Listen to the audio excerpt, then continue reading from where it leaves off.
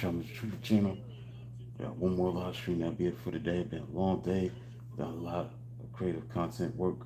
Despite being 4th of July, but it'll be, finishing up on the top 50 greatest MCs, the book that Kumo D wrote over 20 years ago. I finished that now.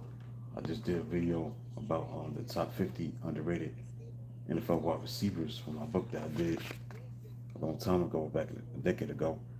I did Monty Toomer. I'm going to get into number 49. I'm going to talk about Eric Moulds, who played the Buffalo Bills. Why was he underrated?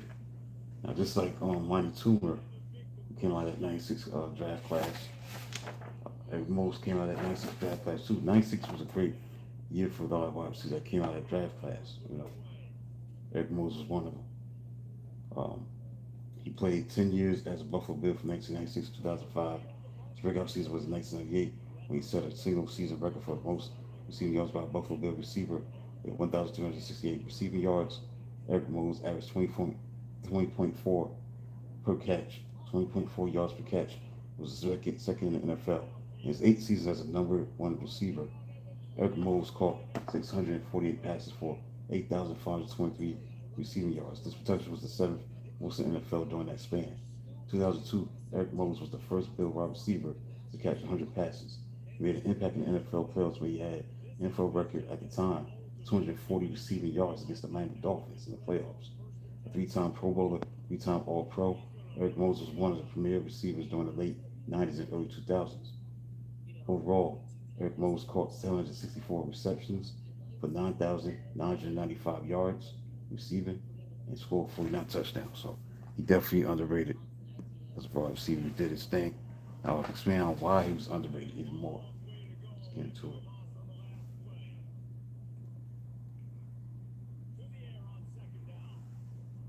One of the reasons to start off is that he played for a small market team that struggled with inconsistency at the time with the Buffalo Bills, and he couldn't be caught passes from a revolving door of quarterbacks during the post-Jim Kelly era.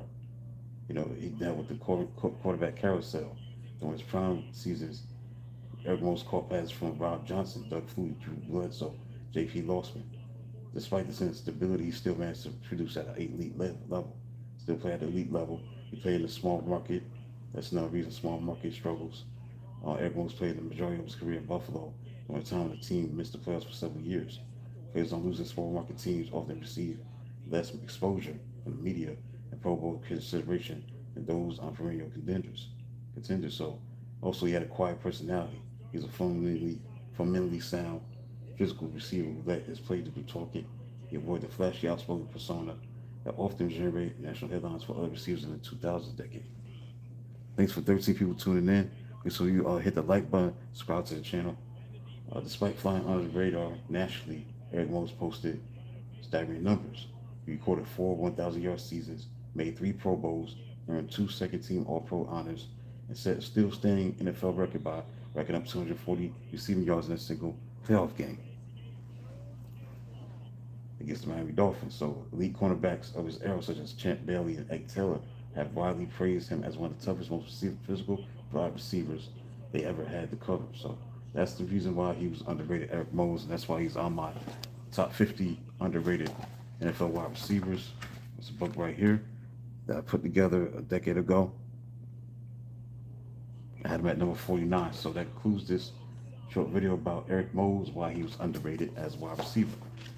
Coming up at the top of the hour, I'll do number 48, and that'll be it for tonight. And I'll continue on tomorrow with the countdown, leading up to who's the number 1 underrated wide receiver in NFL history, according to the book that I wrote.